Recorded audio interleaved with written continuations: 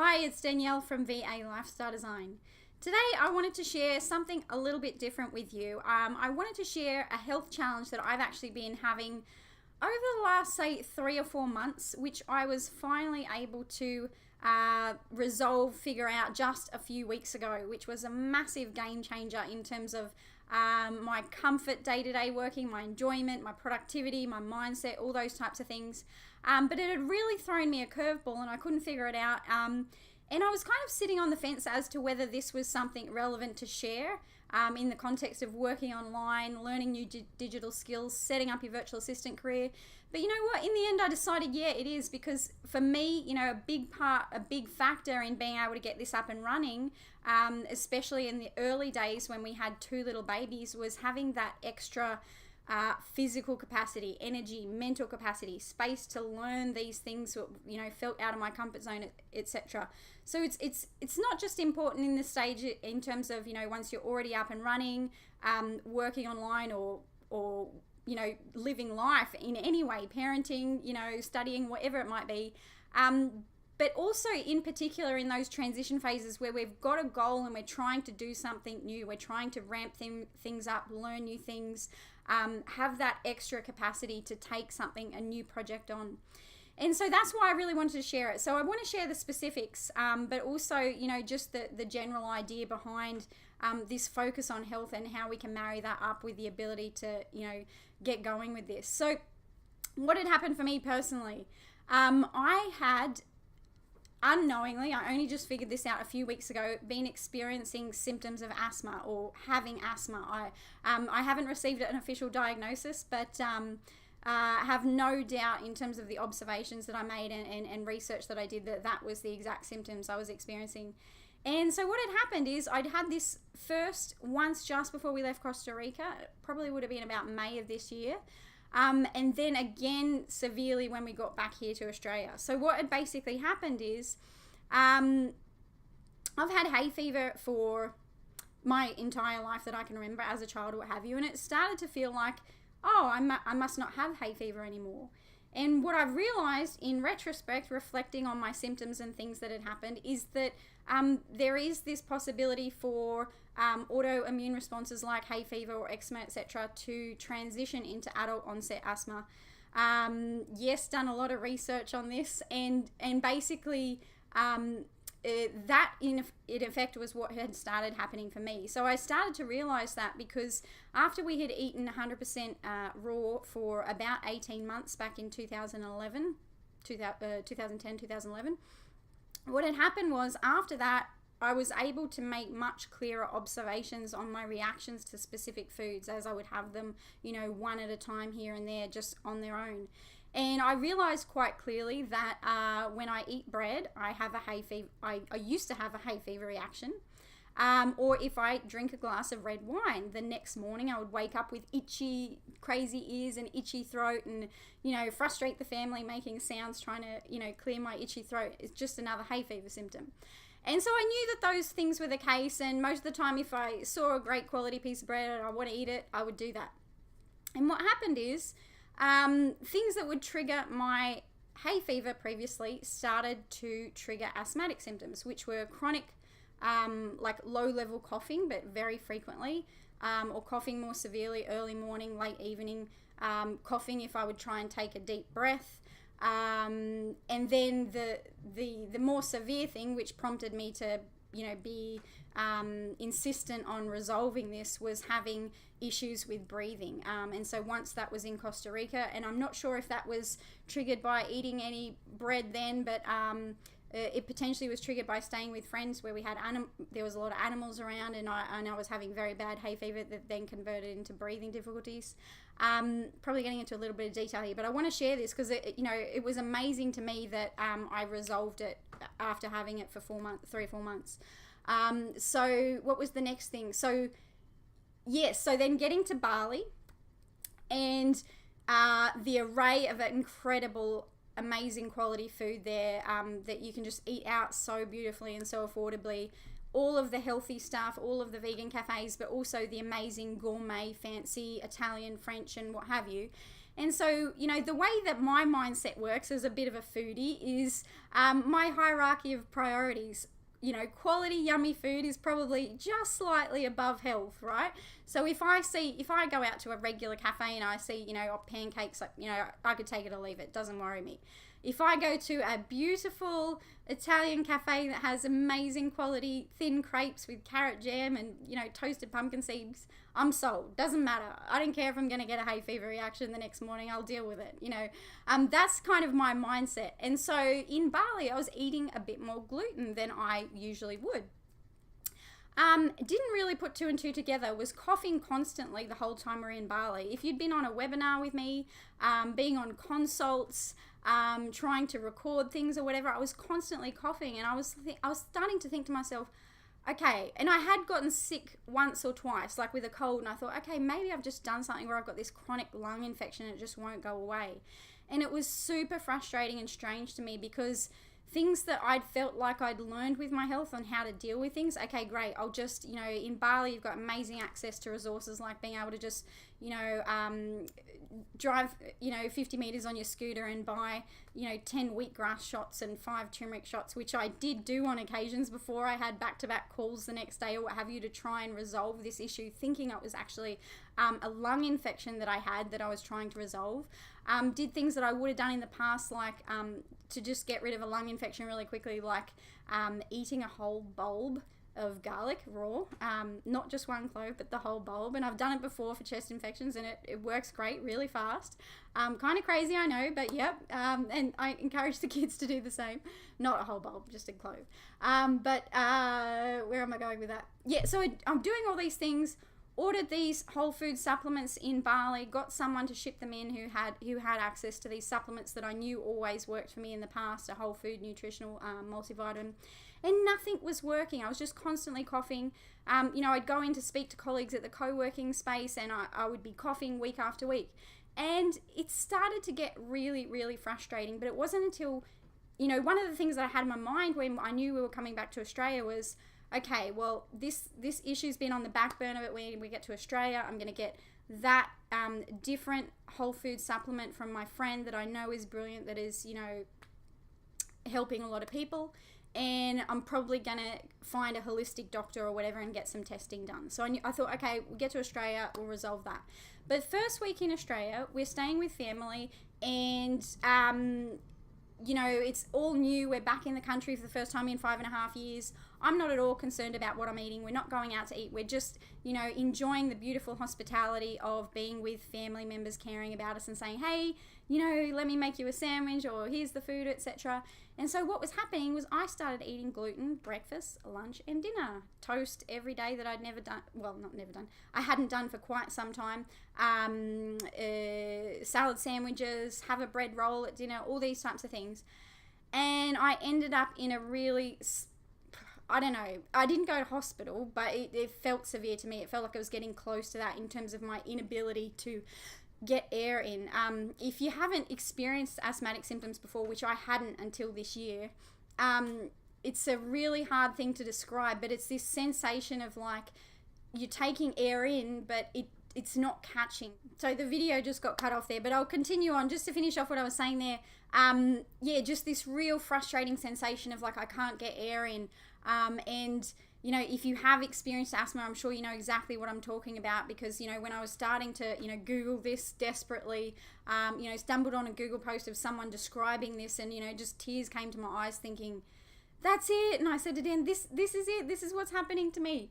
And, I was about to start going to see a lung specialist or what have you, or go to the doctor. But then I stumbled on this amazing, incredibly in-depth post about someone who'd experienced the same thing. I think it was, 6 or 7 years back, even longer maybe. And they just went into a lot of detail about all the things they'd experimented with, both through nutrition, natural herbs, drugs, steroids, or all the different types of asthmatic drugs. And they'd laid it all out. And I just read that and was just like, thank you for sharing your story, and thank you for helping. And I was, one of the big things they shared was that they were able to cure it finally after all this process of self-experimentation through a paleo diet. Now I wasn't, I guess, set up in a home base where I wanted to go fully paleo or what have you, and also just other factors there. But I kind of had this instinct that just getting rid of the gluten factor would probably be a big thing, because I knew that one of the things that the person had talked about in this article was how in their 30s their previous hay fever symptoms had started to transition into being asthmatic symptoms, and when they had asthma, they wouldn't have hay fever, and vice versa. And I reflected and observed that that was the exact case for me, that when I was having these asthmatic reactions, my hay fever would go away or what have you. And I just kind of correlated to that. Not scientific by any means, but I was willing to do some self-experimentation. In particular, because although I'd been, kind of putting up with it, or dragging myself through being on consults, or trying to get work done with this constant cough, that was starting to drag my energy and my mindset down. Now I knew that I was going to be speaking at a conference on stage with a microphone to my mouth, the Digital Nomad Conference in Bangkok in October, and I thought, this is going to be crazy if I've got a microphone to my mouth and I'm just constantly coughing, got this little chronic cough. So I thought, okay, first of all, that, and the fact that it had become so severe with the breathing difficulties here in Australia, I just went completely off gluten. Even though I was staying with family, I went and just bought all of our own things. Whenever I do something like that or whatever, the whole family's on board as well, so that was really great. Just then crossed my fingers and waited to see what happens. And Dan said to me, in those blog posts you read, did they say how long it was until the symptoms went away? And I said, one of them said 2 weeks or what have you. And so I was just crossing my fingers, am I going to pull this off? And the third day, nothing had changed, still massive issues breathing. The fifth day, it completely went away, just like the drop of a hat, from having this severe thing that, well, it was severe right then, for those few days, but prior to that, it had just been this ongoing underlying cough, dragging down my productivity and my energy. But when it came to that point where it's like, no, something has to change right now,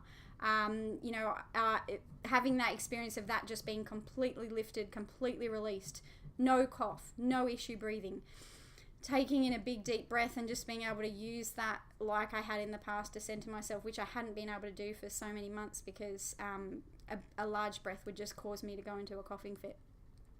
Such a relief. And also just totally inspired by being able to share stories that someone had written that 6-7 years ago, whatever it was. I'm guessing it's maybe even longer. I'm going to share the link if this is something you personally experienced with this video.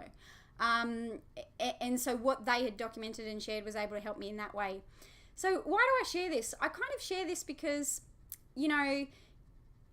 I don't by any means think that every health challenge can be resolved with nutrition and movement. I know that there's things that are out of our control, but it really opened my eyes to the fact of, things that I had supposedly thought I knew before. I realized that I was holding a kind of inaccurate belief in myself, which was that everything's solvable with a green smoothie.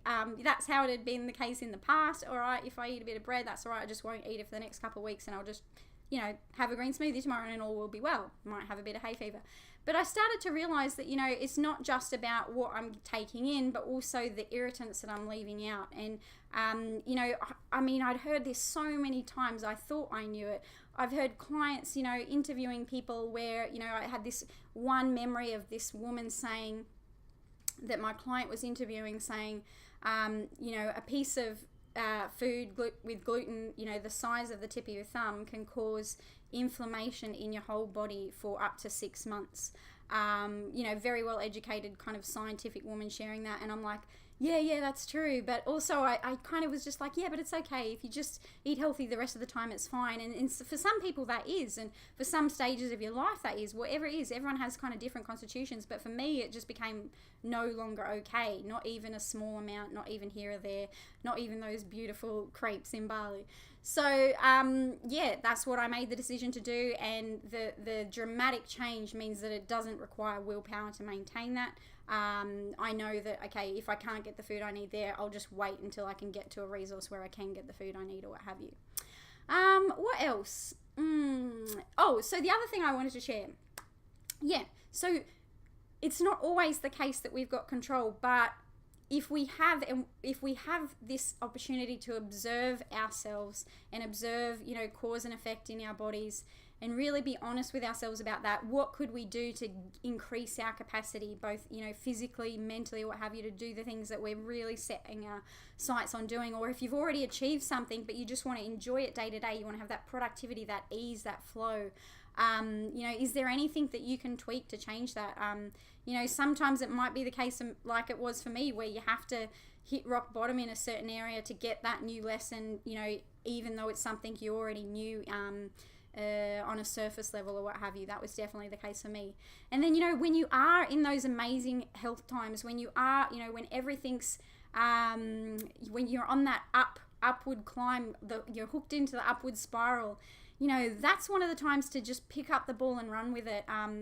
One of the things that I've got real gratitude for in working online is that you're able to, with the flexibility you create in terms of your schedule, your flexible income, the ability to work extra if you have an extra expense, the ability to change things if you're not well, in the morning, but you are in the afternoon or what have you, that ability to have that flexibility allows you to deal with any of life's challenges, health or otherwise, more gracefully, especially with, getting your flexible income set up. It's a pretty amazing thing when you can comfortably pay for extra support, whether that's cleaning, childcare, food prep, going to the holistic, wellness providers that you want to, whatever it is. All of those things can help you to just, work through those challenges more gracefully. And the third thing I guess I wanted to share is, like, it really reminded me of the power of we have to help each other by sharing stories.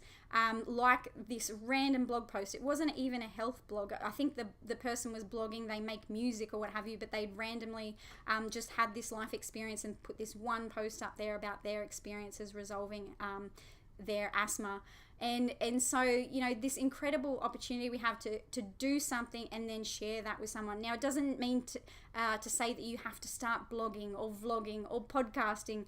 You don't have to have your online platform, but there's so many opportunities we have to do that, either just one-on-one through, personal connections, offline, through social media, through, sending in a guest post to someone else's, blog or what have you, at conferences, all these types of things. If you do something, if you get your first client, if you have a specific health challenge that you can overcome, if you've done anything and then you're able to share your little specific details on that, there's one person who's going to perceive themselves, or potentially many more, that are going to perceive themselves as being in a similar scenario to you, and they're going to connect with that, and it's going to be a catalyst for change for them.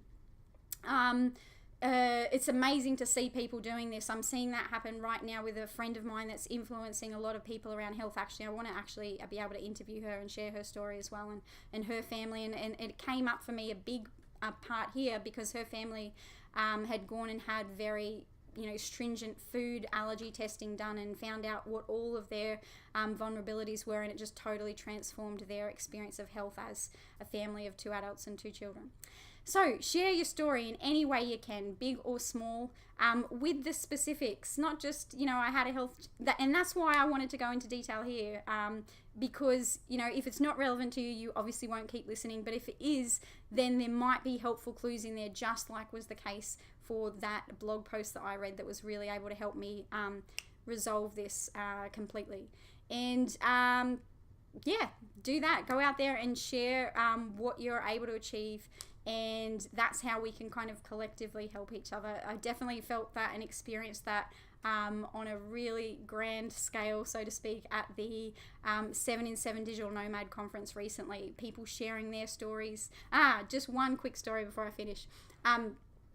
Not related to health or working online or getting your first client, but when I was at this 7-in-7 Digital Nomad Conference, and this is kind of an example of this, sharing a story to inspire people for the next step or the next stage.